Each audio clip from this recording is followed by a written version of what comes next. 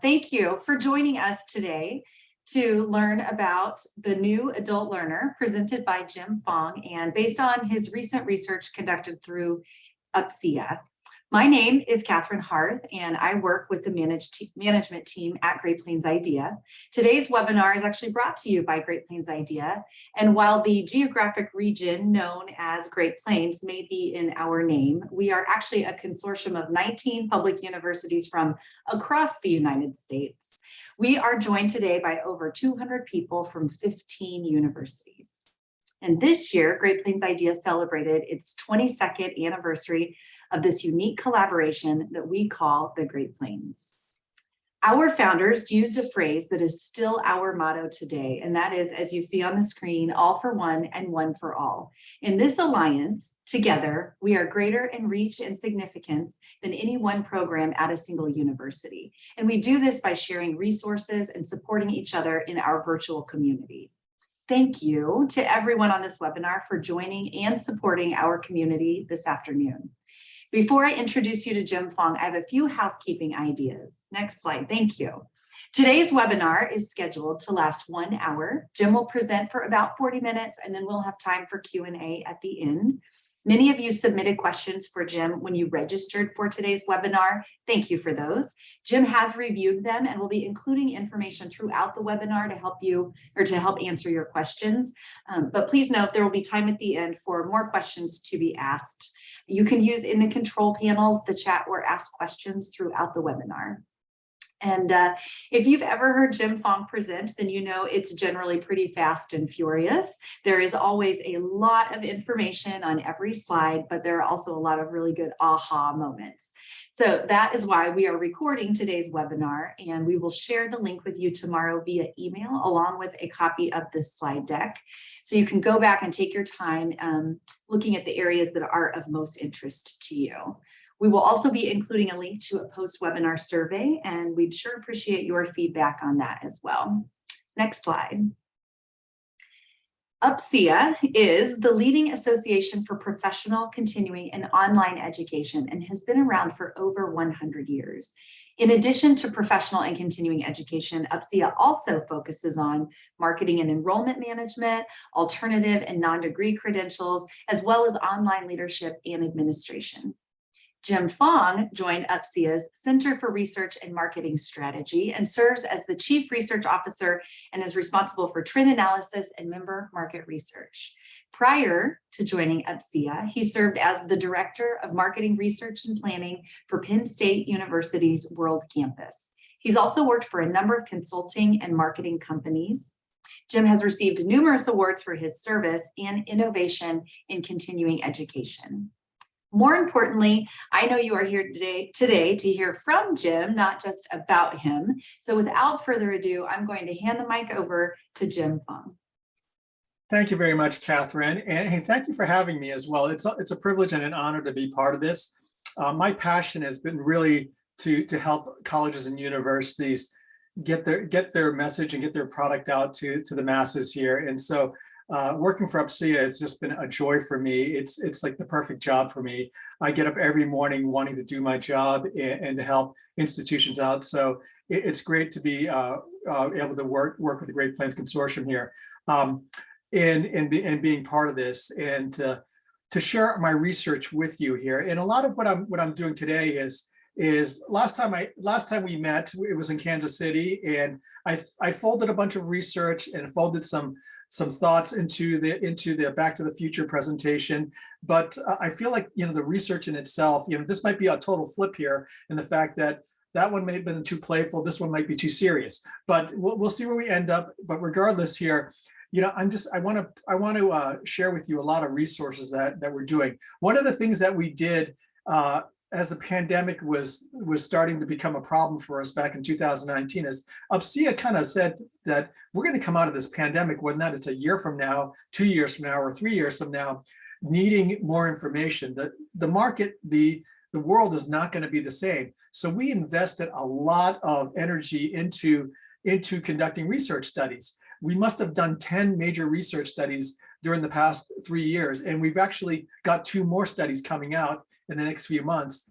One is going to be One is going to be on how the adult learner values certain things like PLA, non-credit to credit transfer, and how many credits will transfer in, and how that decision-making process is going. We're doing that in partnership with Straighter Line. We're going to do a webinar in November on that. I just finished a webinar yesterday on the older adult learner, the mature market, and I've incorporated a few slides in today's presentation about that.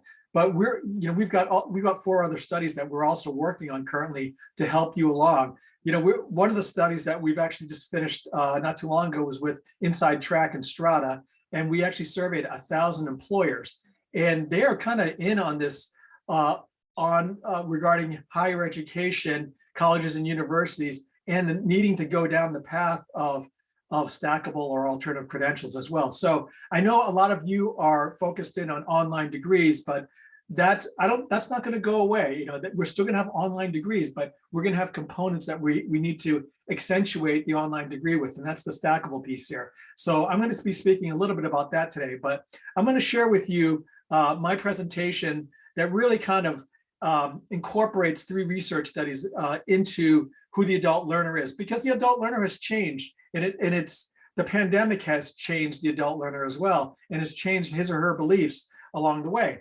So we've got to unmask them. Yes, I'm playing with a pun a little bit, but they are very different. They're very different. They're very complicated. I really appreciated your questions here, your advanced questions, because some of them are spot on. There are differences and we know this, a lot of us have kids, a lot of us have Gen Z kids, millennial kids, and there's probably a few millennials in the audience here. They're very, very different. And even within millennials, there's 3 different cohorts of millennials. And so younger millennials are much like older Gen Zers. And they kind of react a particular way. And colleges and universities, they have legacy systems in place which are not addressing that. And we can talk about that over the course of the next hour. But to get there, traditional education is on the decline. And I know that you know that. But this is a serious problem. We cannot resist anymore. I kind of feel like it's a science fiction movie, whether or not it's Star Wars and the Resistance and Darth Vader and whatsoever, or whether or not it's Star Trek and the Borg or whatever. Resistance is futile, it seems like. But anyway, there's a lot of things where the trends are not good for us. We cannot just stand with the 18 to 22-year-old. So therefore, I've been really kind of saying the message of the adult learner. But even among millennials, there's 3 buckets of learners. There's older, middle-aged, and older millennials. When my presentation yesterday, there were 4 segments of mature adult learners. One of them, which is not going to be a very good audience for higher education, but there's one that was very strong for higher education, and that was the Gen Xer, the forgotten generation that's kind of in a certain situation within their career. But the adult learner that's 75 and older, there might be some outreach or societal value for colleges and universities to connect with them, but in terms of monetization and enrollment, it's probably less so. So there's so many different segments that I wanted to highlight a few of them for you today, because traditional education is on the decline. There's surveys out there that show the value of a degree is declining. We have actually done surveys in the past at UPCEA and found that percentage goes down a little bit every year. And we haven't done a survey recently on that, but 6 in 10 Americans recently surveyed stated that college is worth the time and the money. That means 4 in 10, maybe not. And there's different levels of agreement to that. Enrollment in undergraduate and graduate students decreased by 4.1%. That's actually bouncing back, obviously, because we're coming out of the pandemic.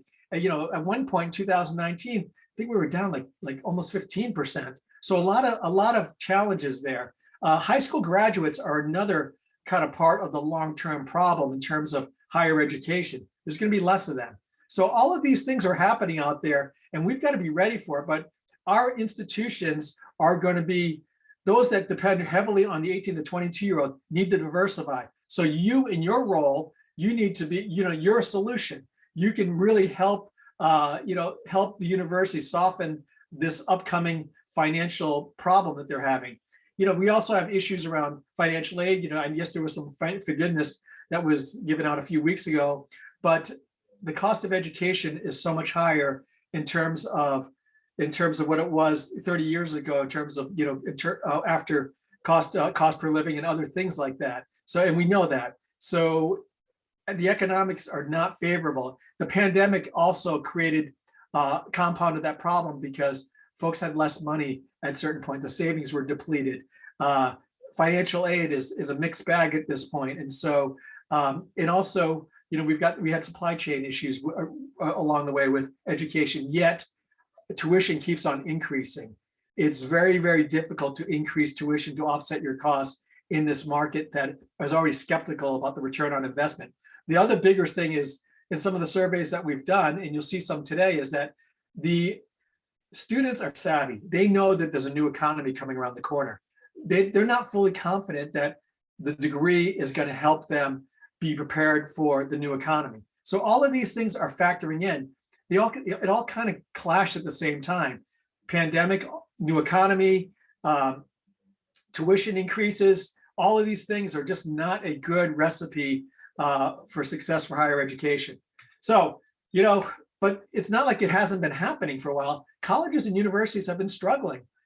Traditional college education struggled the past decade. Now, this is a combination of undergraduate and graduate, but we're down to 19 million learners now as of 2020. Yes, some of that was due to the pandemic, but at its peak, we're at 21 million. So we've lost 2 million learners along the way, and they're coming in and out of education as well. But while that is going down, we should have been able to offset that with more high school graduates. During that same period of time, high school graduates were increasing, and as well as the percentage of high school graduation rates, with the exception of 2020, where things got a little bit funky because of COVID again. So, but regardless, that line is trending upward, while the previous line was trending downward. So we're losing a percentage or two every year, but we should have been able to offset that by high school enrollments, but we're not. So the participation rate of high school graduates to college is declining, basically. So that's what it's forecasted out. This is the WPCEA report. They're knocking at the college door here, and they do great work, wonderful organization. But their research shows that in a few years we're going to start to see a decline. And if we're going to see a decline, we're also going to see questionable participation rates unless we change the value of education. One of the things that's very, very difficult, and we know this, and some of you have asked questions about what's the difference between millennials and Gen Zers. Well, one of the things that as millennials were growing up, they were being rewarded in smaller increments. Gen Zers were being rewarded in even smaller increments. And so they were getting rewards much quicker than millennials were, but they were still getting rewards along the way. We've forced them into a higher education model that says 120 credits for your degree or nothing. So that's going to have to go away. And I know that there's a lot of discussion about that, but there'll be some trending, I think, once we see other institutions do a few things. So this is not a great picture looking in the future. What's also not a great picture is a long-term look. Now, if you look at, this is basically a population distribution in terms of our audience here. Obviously, 84 or older, you've got less of them. But if you look right there, that's your 0 years old to about 15, 16 years old. You have less of them, and so that distribution will shift over a little bit over time. And so we're going to have a lot less numbers of high school graduates going into the future. That's why there was a report that was produced from the professor at Carleton College there, where he says that by 2025, in 2025 and 2030, we will have 15% less for enrollment in higher education. And that will continue on for at least another decade. This is the result of that. The interesting thing about this here is that, it's millennials not having kids for the most part. And what did millennials do? Millennials didn't have a lot of money. They had less money than their previous generations did of Gen Xers and boomers. And millennials are, put off getting married, and they're in a tougher economic situation. They also went through a recession in 2008. The other thing that's kind of interesting here, and I did a little research on this, is that they also got pets. And we especially saw that during the pandemic. The one data that I came across was in 2010, the pet industry was $48 billion. 10 years later, it is $104 billion. And so it's doubled in size in terms of the pet industry. Before you had a pet, you fed your pet, the worst kind of dog food, but now you have designer dog foods that are out there. So it's shifted as the pet has become, the pre-kid. And so that has actually put off, high school students kind of feeding our pipelines. So just to put it in perspective as well, the pet industry, $104 billion industry in the US, the computer or PC market is a $59 billion industry. So the pet industry is more. And so you have a staggering that's happening, and I'm not going to blame it all on pets. There's a lot of other things, economics and dynamics, but there's going to be less high school students coming in. So let's look at the market real quickly. We have 331 million people in the US, but higher education focuses on 19.4 million of them, or 6% of the population. I'm suggesting that higher education needs to shift and focus in on 78% of the population, in addition to the 6%. And yes, we can work with K through 12 as well, with dual degree and whatsoever. But all in all, our focus has got to shift if we are to be more successful or successful in the future. We have to preserve higher education by having less penetration within other audiences and other demographics here. And so there's a 16.2 million students that are undergraduates. We also have 3.1, there's some rounding issues there, but that could create that 9.4 million students that higher education currently serves. But we're focusing, higher education institutions focusing on that 16.2 for some reason. I'm suggesting that we need to focus in on the next big pot, and that's the 39 million people with some college and no degree. Prior to the pandemic, that number was 36 million. We had 36 million people in the US with some college and no degree. That increased by 3 million over time. So that's a problem. But it's also an opportunity because they're ready for education. They have on average 40 credits.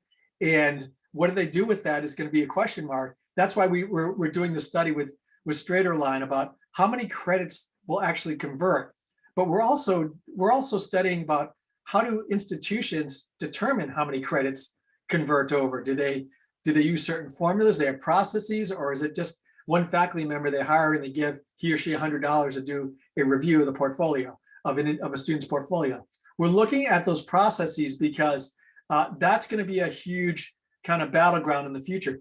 We anticipate that the two growth areas will be baccalaureate degree completion and what's called alternative or micro credentials or non-degree credentials will be the other growth area. There's a lot of research that shows that that's going to be the growth area, whether or not it's credit or non-credit. That's the area which is going to have some growth. So we're encouraging two focus areas.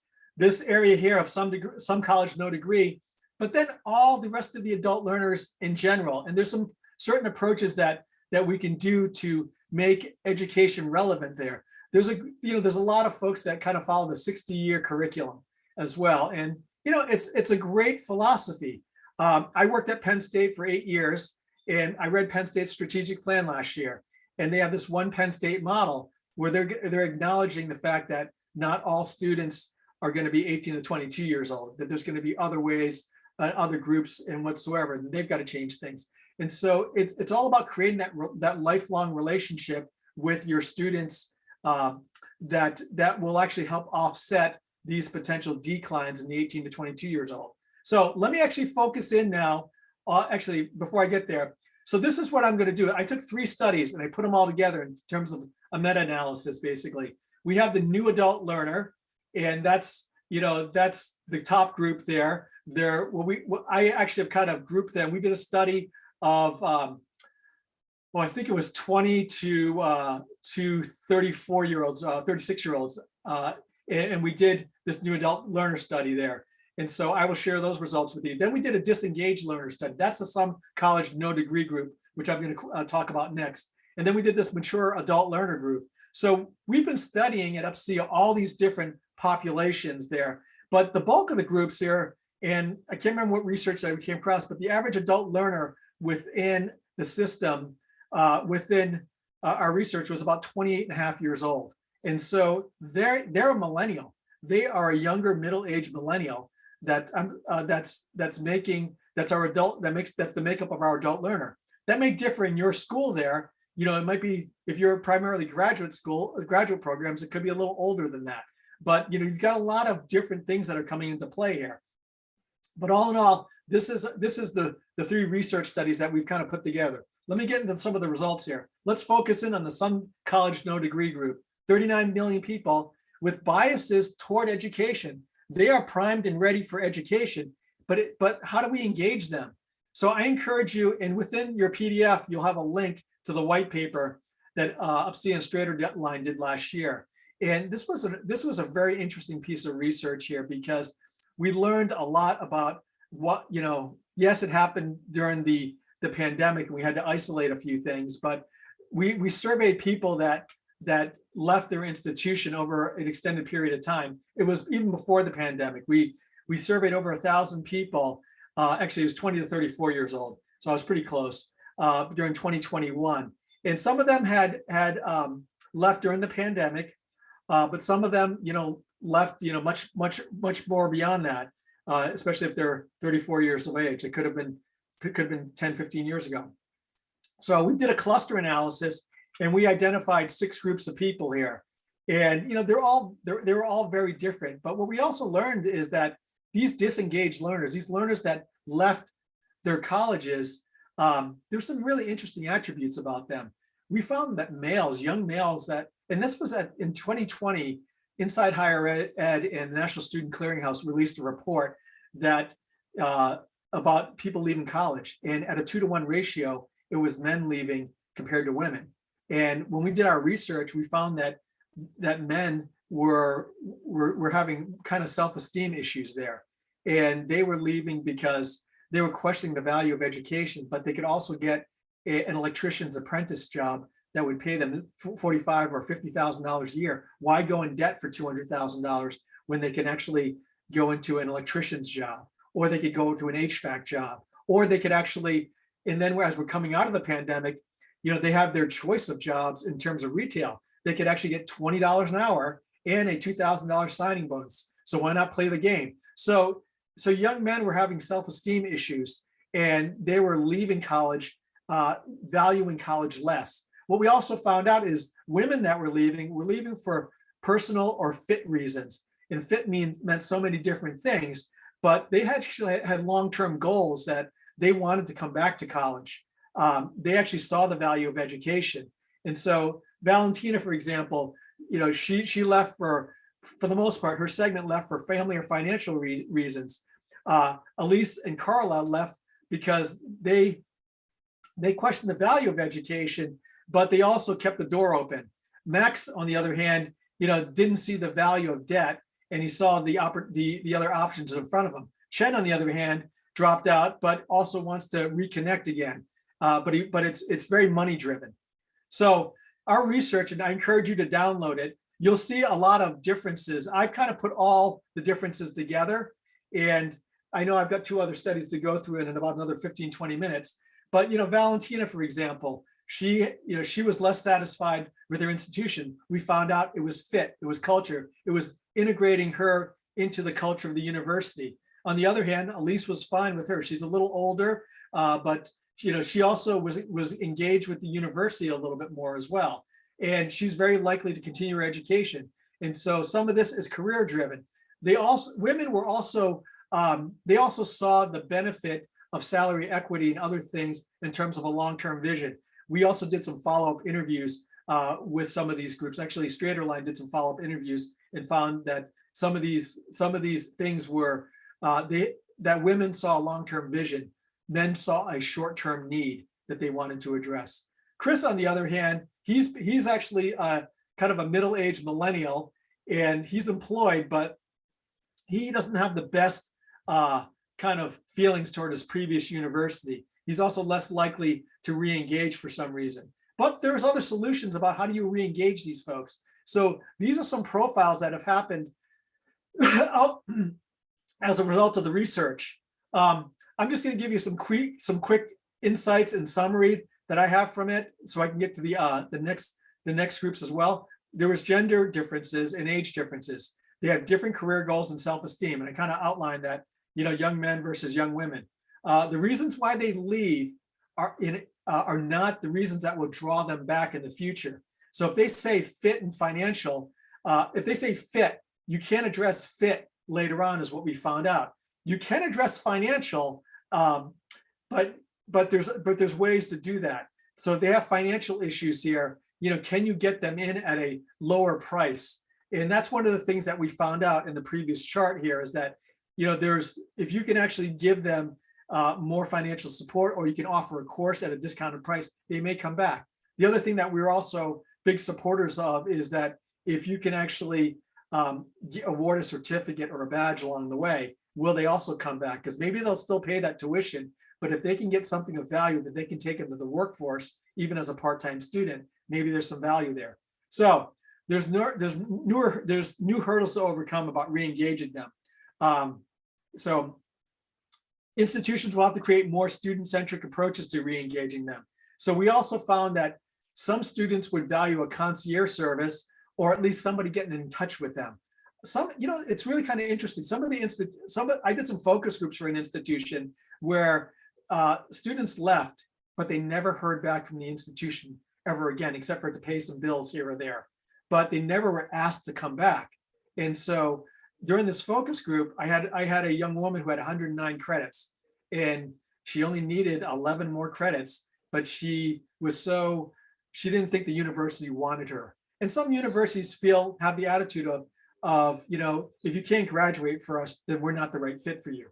But I think moving forward, we have to acknowledge the fact that these are valued students. These are students that we have to take care of. Is it their fault, or is it our fault, or is it no one's fault? I think we've got to start looking at that and creating more avenues for them to re-engage with us. And I give universities a lot of credit for dealing with the mental health issues as well. That's something which our younger populations need more than ever. So the other thing that we're also suggesting is smaller successes in modular learning. Can they actually get at a certificate or a badge along the way? So that's an insight of the group. I'm not going to read this off to you, but this is something we tried to write a little story about each one of the segments, about how to re-engage them, or what would be their trigger to re-engage with the institution. Is it money? Is it being able to access advising and counseling? Is it having smaller courses? Is it having a non-credit success? We tried to write a story for each one of these. In all of our reports, we try to do this. So let me get to the next audience here. And that's kind of the bigger group here. It's the adult learners here. We have people with degrees, and I think a lot of you folks offer online master's degrees. That's a good group. One of the things that we found out is that alumni, half of our institutions within UPCEA don't have access to their alumni for marketing programs. The alumni and development people hold really close to their lists, and they don't let folks market their online programs to them. And if they stumble across an advertising, that's great, but you cannot direct market. Half our institutions, you cannot direct market to alumni. And so that's kind of an interesting thing there. Even though they have a degree and they're willing to come back, maybe they need a refresher. You can't market non-credit courses to them because they're protecting them, because we don't want, alumni and development don't want you to sour the relationship when they ask them for a donation later on, which is kind of bizarre. So, but there's other groups out there. There's 70 million people that have a high school degree or GED. Great opportunity for non-credit education, or getting them to take a class or two. No high school degree or GED. There's 40 million people there. Could be an opportunity. And then we already talked about the some college, no degree. So let me kind of jump into the next thing here. I also wanted to share with you that there are other opportunities here. I'm doing a lot of work with the previously incarcerated. We've got over 600,000 people that are being released every year, and we've had 7 million that have been released since 2013. We don't do a lot to integrate them back in society. We make it very difficult for them to take classes during college. You may believe that they're taking classes Some of them, they have access to college classes while they're incarcerated, but most of them do not. And so, yes, that 58% of them don't have a high school degree or GED, but there's an opportunity there. It's whether or not we want to help rehabilitate an incarcerated person or not, or we just kind of let them suffer. And I don't believe that we should let them suffer. So one of the things that's big here is that Second Chance Pell came out. And so that's an opportunity to serve the previously incarcerated. Alumni I already talked about. Military they've got benefits and funding. So, that's an opportunity as well. The new traditional student here is one of the things that we're finding out here is that pre-pandemic, when we surveyed 20 institutions, we found out that 2% of those that we surveyed were fully online 18 to 22-year-olds. In 2020, we found that to be 5%. We're tracking that trend to see whether or not we have fully online 20 to 22-year-olds and whether or not that's going to be a new traditional student. Also, we have a new commuter. A lot of our state institutions and community colleges are showing lower enrollment. And it's because you used to have a commuter student that would go to a local school. And now they've been trained through the pandemic that I can do it online, or I have more choices online. I was willing to pay a certain level of tuition, discount tuition, because I didn't want to live there. I would drive 30 miles there. Now they have more choices. And so as a result, the new commuter is what I call them. Interesting that their OLC produced a report, I think it was 2018, 2017, where it showed that 49% of online students were being served by 15% of institutions, the mega institutions. So the mega institutions were capturing this new commuter in a different way. And so that's something which I think is going to be a challenge for community colleges and state institutions, is that they've got to reach out a little bit more and get more aggressive in the online market. And then we have the professional education career enhancers.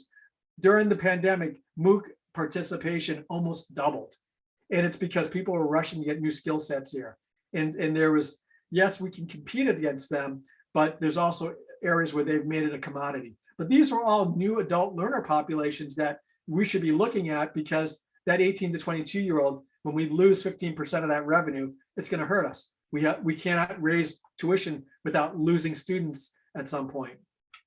So I just want to quickly share with you a study we did with Thinking Cap Agency. It's a small marketing company located in California and New Jersey. But we did a study with them where we surveyed 813 students between the ages of 18 and 45. And we did another internet panel there. And we also got another, again, we did a K-means cluster analysis, and we got 6 segments, 3 male, 3 females, because that was the most predictive in terms of clustering. And so this is what we had here as well. The one thing that we learned very quickly is that the major difference is, again, our motivation. We found some similar things with motivation, that women see a long-term vision, men see a short-term need. The other thing that was very interesting, in this study, you'll see their media habits. They trust higher education, and they go to their website first. But what UPCEA did is UPCEA scanned 89 of our member websites here and found half of them to be underperforming. A lot of things that are not set up for young millennials and Gen Zers. We've designed websites based on what we think they need, not necessarily what they need. We've got to take this whole user experience thing and change it, because this is how the word ghosting comes up. And they will ghost you if you do not cater to their needs in the way, or you get creepy. And if you get creepy, then you'll never hear from them again. They won't even tell you because they don't want conflict. And so it's a very interesting psychology that's happening here. But men and women, we're finding out this kind of correlated to our previous study here, is that men and women are very different. The interesting thing with men in terms of the marketing side of things is men were very, very visual. They were very much but they're into older technologies. They were more likely to be on YouTube and Facebook, which is kind of odd.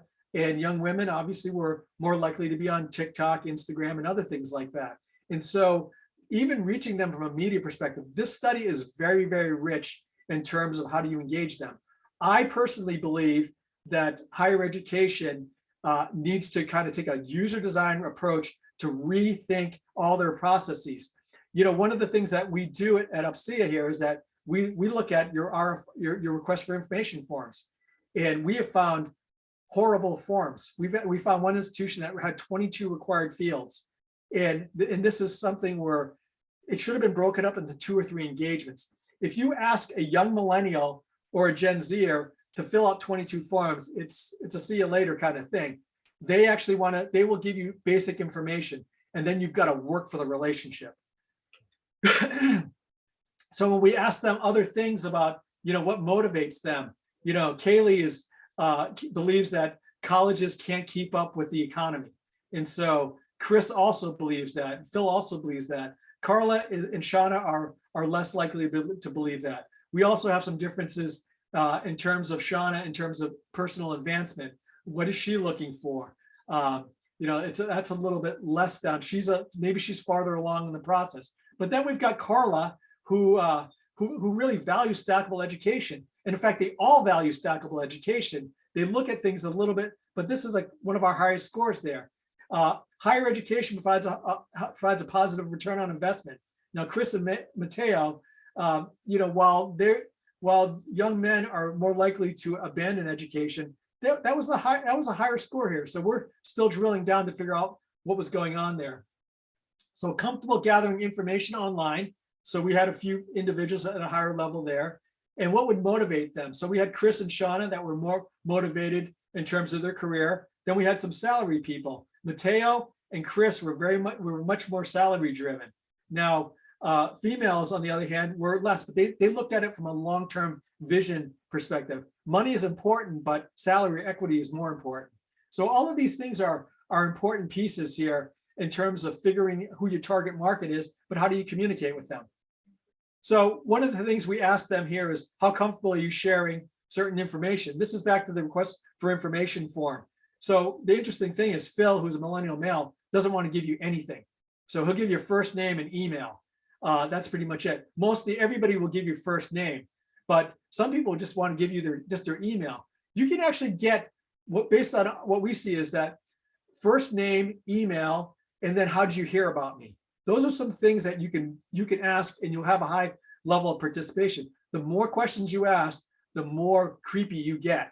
And so these are things that we found out in terms of our research, but we've also secret shopped over 100 of our institutions on this and filling out forms and watching how quickly they react back to us. So there's a lot of trust issues that younger generations have.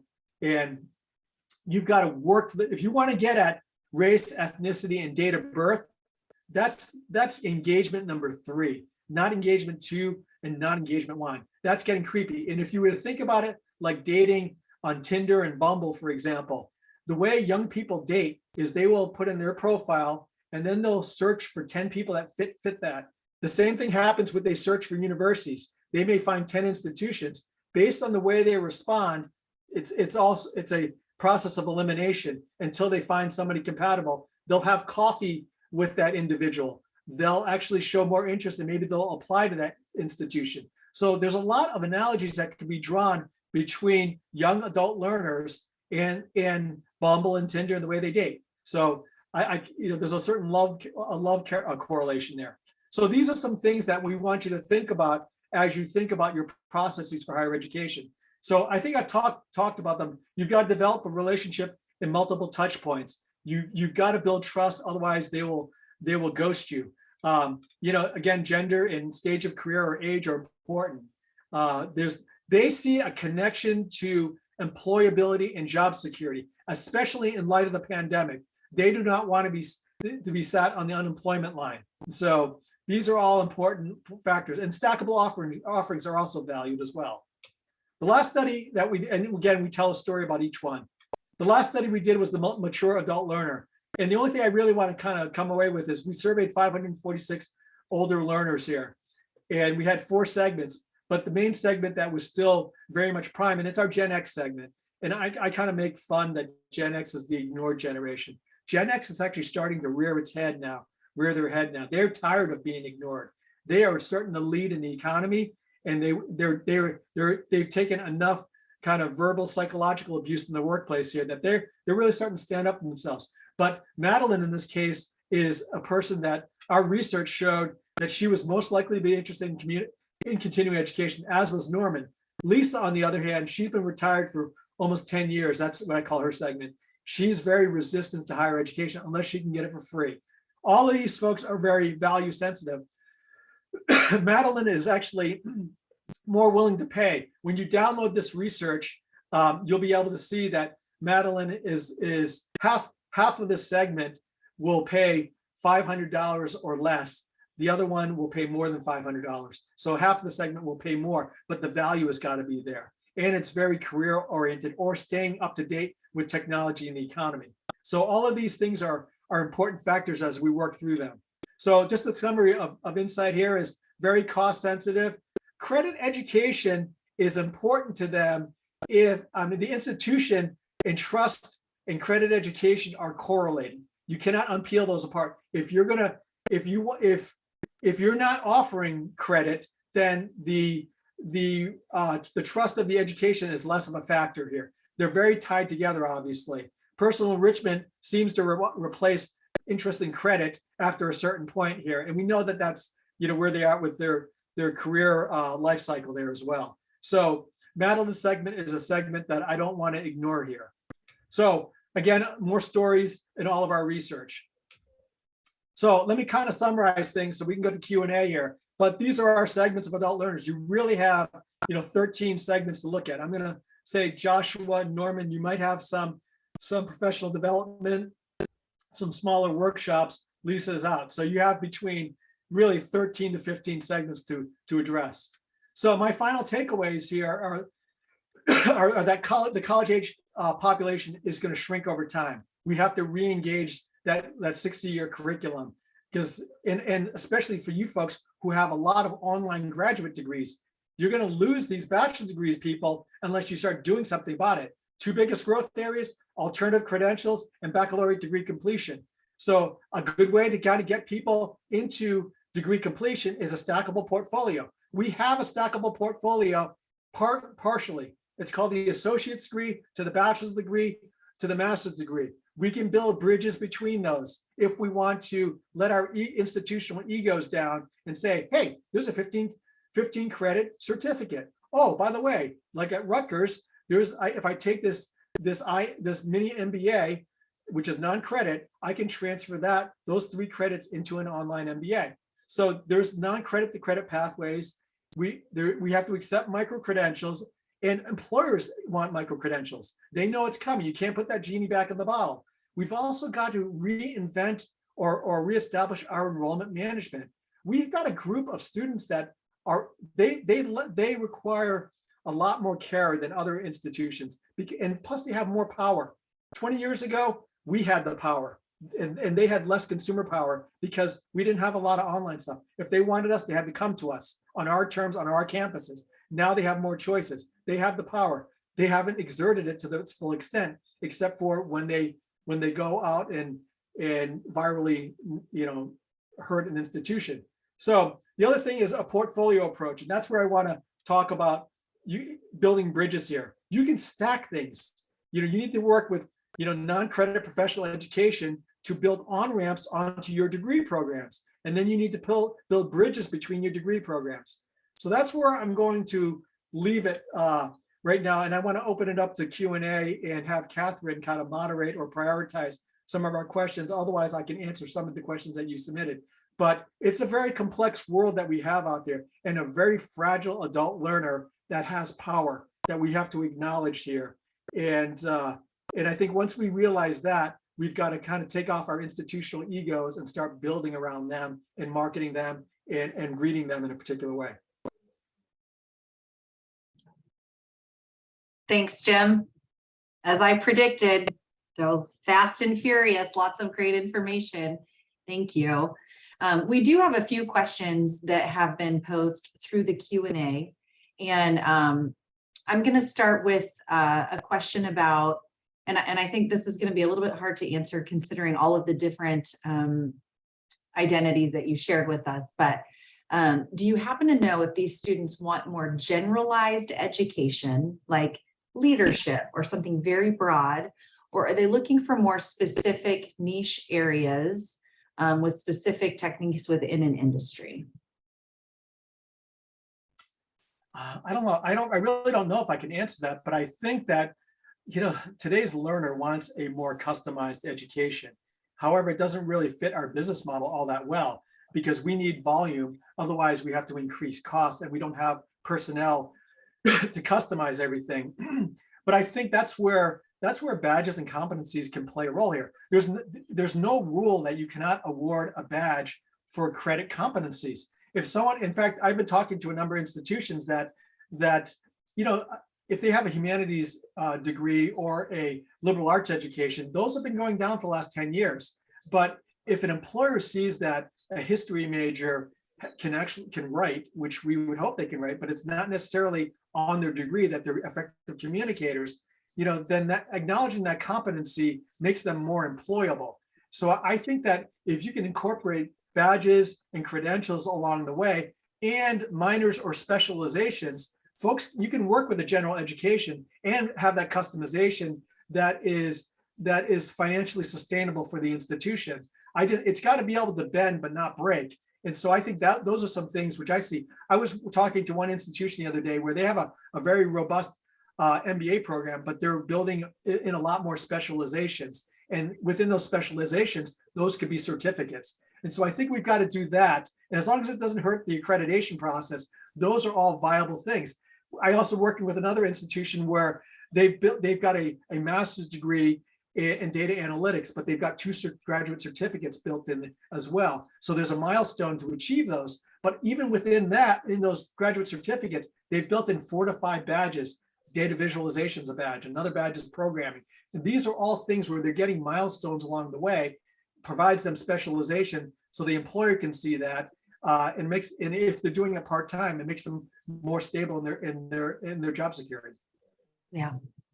A couple of follow-up questions to what you were saying. One is, do employers care whether or not badges are credit or non-credit? Is that something employers are paying attention to? I understand like the milestones can help with retention and motivation, but what about the employer's view? One of the we did a study a few years ago before the pandemic, and we found that was very generational. And we found that older Gen Xers and boomers that were in decision-making places there, they wanted a degree-based education. They respected the degree, but that was the only thing that they wanted to accept in addition to training that was necessary for their job.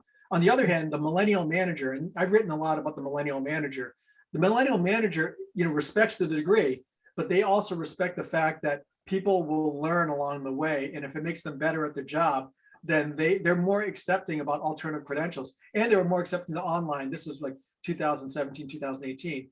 And that was less so with a older generational manager. So that, credit, non-credit, I think we're going to be moving to a world in time where non-credit to credit will transfer easier. Right now, it's a currency thing. It's a money thing, a currency thing. We don't have a common denomination to translate translate, a dollar into a euro, a non-credit into a credit. And so I think that will change in time, and with competencies and other things like that non-credit education should be respected, or institutions will acknowledge things. And I think other institutions will start to be able to compete on those areas, and others will follow as a result. Are you seeing anything? This is a question. This person agrees that stacking credentials makes perfect sense, but inevitably colleges will have to make compromises as they get those pathways to work. Are you seeing colleges that are having success and not having to water down curriculum, or are you seeing some ground rules that they're able to set in place that ensures not just accreditation but quality? Right. Well, I think one of the things that's a big controversy right now here is, I don't know if it's watering down curriculum, but connecting curriculum to employment outcomes and employer needs. There are a lot of degrees out there that are not very well connected to what the employer wants. So I think a review of the curriculum and a review of the degree to connect these things better is probably a bigger issue than watering down curriculum. I think if you build in certificates, they've got to be natural certificates. If you've got a degree that's got marketing specialties and there's three courses that naturally fit a certain competency or a certain certificate, that makes sense here. But just to kind of build it around, I think you need to kind of step back and say, is my content good? Is my content cutting edge or ready for a new economy? And how can we naturally chop it up so people can purchase pieces a little easier? And I think that's another thing here is that, if you have $50,000, I think people are more willing to buy 5 things of $10,000 than commit to one piece of $50,000. And I think that's a way to maintain enrollments as you move forward here. They can have the same amount of product at the same price. There's going to be more cost with issuing 5 things at $10,000 than there would be with one thing at $50,000. But I think you can have your cake and eat it too. It's the level of risk that an adult learner is willing to assume. They just don't want nothing if they don't get their 120 credits or their 36 credits. Yep. No, that makes a lot of sense. One listener asked about, you talked about micro credentials stacking at the graduate level. Is there a benefit to doing at the undergraduate level, maybe different than just associate's degrees? But are you seeing that in the undergraduate level when talking about the same idea? There's a number of programs that are out there that provide a certificate, along the way, in between an associate's degree and a bachelor's degree. There's a number of baccalaureate certificates that are out there.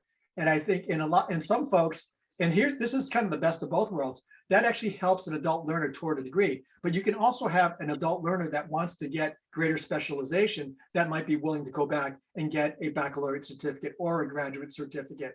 Like one of the areas I self-taught myself is the digital marketing side of things and search engine optimization. And that's an important part of marketing. But it's the commitment that they took that you have to take to earn something. And credit is valued, and credits you can get. You might be able to get some financial aid or tuition reimbursement or whatsoever. But I think it really depends on the person and how the credential is set up so they can access it. But there are a number of, there's a number of new baccalaureate certificates that are out there, and I think I think for a consumer that's very cost sensitive, that's a natural way to go. I got a certificate in this part of social work, and therefore, where social work employees get paid less, they're getting credential, their job security is increasing, and maybe they'll get a salary bump as a result of that. Those are all important things in this very tighter economy. Yes. So a question that came in, you had mentioned earlier, we're going to jump the tracks just a little bit, about the adult learners that are feeling the effects of so many things happening in the world. I don't think I can say it quite as well as she did. How do we work through the burnout that we are seeing among students and even prospective students, and not just Zoom burnout, but the idea of all of those things that you were saying? It's hard to get a job. It's impossible to purchase a home, and struggling with some of those. Are you seeing in any of your surveys ways to lift them up and encourage the new adult learner in the process of getting them to enroll in our programs? Well, I think the only thing I can say is that from my perspective, and this is more observational, is that institutions are building in more of the support services here. In the past, it was like, if you don't pass, you're gone. We don't want you. You're the unwashed. You're not good for us. You're not a good fit for us. But institutions are getting better at that.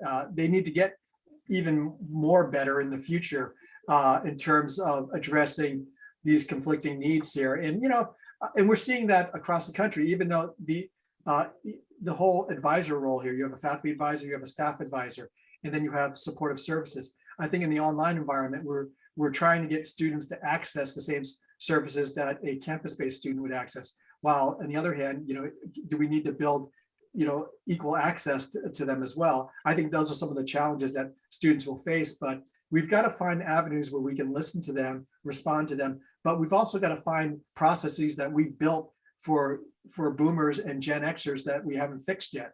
And I think that some of that, by rebuilding some of those processes, will open up our communication, and we'll be able to also use AI and other things like that to identify students in need. Yeah.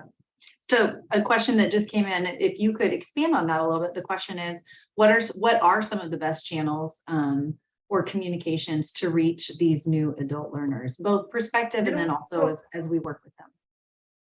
That's a challenge here. It's probably the biggest challenge in terms of education in this new world, in terms of supporting them, is it is so difficult to communicate the students in this world here, because they're on so many, we have a phone, we have text messages, we have so many different apps. They don't respond to emails. They have 70 emails as well, and they work within the apps here. And then they don't read their university email. They only read their personal email. So the thing that others have been doing here is they've been taking a user-centric approach and working on the relationships so they can establish, and also having a good kind of CRM kind of contact management system to know how that student typically responds and communicates, to seeing how they communicate back to you. It's all relationship building, because there's 10 to 20 ways to communicate to a student, and students prefer certain ones over the others. I mean, we all do that. We probably have on average 5 emails, and of which we like one better than the other, and we barely ever check that email box. Students are the same way, and it's the challenge. And the other challenge here is that they don't necessarily want to engage with you on the phone until they hit a certain point. So there's also that self-serve element that you've got to build in ways to support them before you identify there's a problem. They're looking for stuff. They're looking for videos. They're looking for FAQs. They're looking for all these things, and then they'll make the call to you. But we, on the other hand, acknowledge the call as the start of the problem, when in other words, we could actually help prevent that if we give them self-serve items along the way to help them in their journey to address the problem. That makes a lot of sense, especially FAQs. I think those are underused. We have a minute or two left, and we got through most of our questions, the ones that were related. There was one, and I don't know if you've got a quick one for this, but the idea of trying to get grad students to answer surveys so that changes can be made and needs can be met, but having trouble getting surveys answered. You obviously have done a lot of surveys recently. Did you find any magic way to get grad students specifically, to respond to your surveys? It's a tough thing, just getting people to do surveys. We're an over-surveyed world, to be honest with you. There's biases in every survey, and I acknowledge that. There's non-response, but there's got to be some incentive for them to participate. And you've got to trade off length of the survey. We as researchers, we want to get all the questions answered in one batch here. So we try to pack our surveys. Sometimes it takes 2 or 3 smaller surveys that we chop up. If we have 1,000 students, we don't try to survey 1,000 people on this 40-question survey here. Maybe we chop it up into groups of 200 here, where we're only asking 8 or 10 questions here, just really focused in on the topic. I'm a big believer in the SNAP poll, where you can actually ask 5 to 10 questions. You get a higher response rate and a participation rate. And if you can't get them to do that, you've got to and it's got to be on topics that they can answer, and it's got to be on topics that they feel comfortable with and they're engaged with. Otherwise, you get weird results. And so these are some things. And then otherwise, you've got to incent them. You've got to give them a reason to. If you have very little reason for them to do the survey, then there's always money, sweatshirts, and other things like that. Amazon gift cards but this generation also doesn't like Amazon as much either. You'd have to give them some kind of Ben and Jerry's or something like that if they like that. But anyway, there's a lot of ways to do it, but it's you've got to get into that consumer psyche to do that. Yep. Okay. That's helpful. Sometimes it's hard to reward people when you don't know who they are or where they are, but having something out there is helpful. So, well, we are out of time. Jim, thank you so much for being part of this and presenting all this amazing information for us today, and to everyone that participated and that was here. As I said at the beginning, we have recorded this. I will share a link with you tomorrow. Check your email. It'll be in in the inbox tomorrow, along with a link to a survey, because we'd love to hear your feedback. There were 1 or 2 questions that we didn't get to, and I will follow up with those people individually after the fact. So thank you, everyone, so very much. Enjoy the rest of your day.